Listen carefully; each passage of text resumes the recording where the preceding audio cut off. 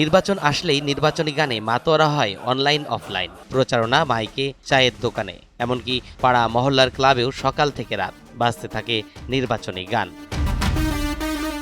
দীর্ঘ 17 বছর একটি দলের গান মাতিয়েছে সারা দেশ, কিন্তু এবার প্রেক্ষাপট ভিন্ন।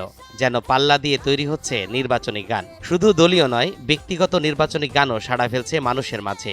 আজ জানবো প্রধান দলগুলোর নির্বাচনী গানে কি আছে।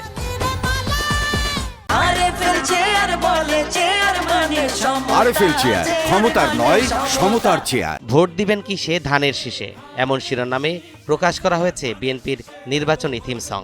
এই গানে সবার আগে বাংলাদেশ সহ বিএনপির একাধিক জনপ্রিয় স্লোগান ব্যবহার করা হয়েছে।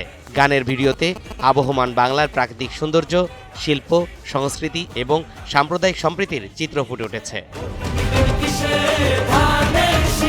থিম সং প্রকাশ করেছে জাতীয় নাগরিক পার্টি এনসিপি। নদীমাতৃক বাংলাদেশের সৌন্দর্য ও শাপলাকলির চিত্র ফুটে উঠেছে তাদের নির্বাচনী গানে।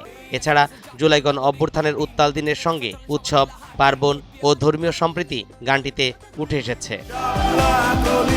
পিছিয়ে নেই বাংলাদেশ জামাত ইসলামী। বেশ কয়েকটি নির্বাচনী থিম সং প্রকাশ করে নজর কেড়েছে সবার। জিতবে বা দাড়িপাল্লা শিরোনামে ইসলামী ধাঁচের গানটিতে ন্যায় বিচার, ইনসাফ ও আদর্শভিত্তিক দেশ গড়ার প্রত্যয় ব্যক্ত করা হয়েছে। সমর্থকরা প্রকাশ করেছে ইসলামী আন্দোলন বাংলাদেশের থিম সং। তাদের গানে বাংলার জমিনে ইসলাম প্রতিষ্ঠা ও ইসলামী আদর্শভিত্তিক দেশ গড়ার আহ্বান ছিল।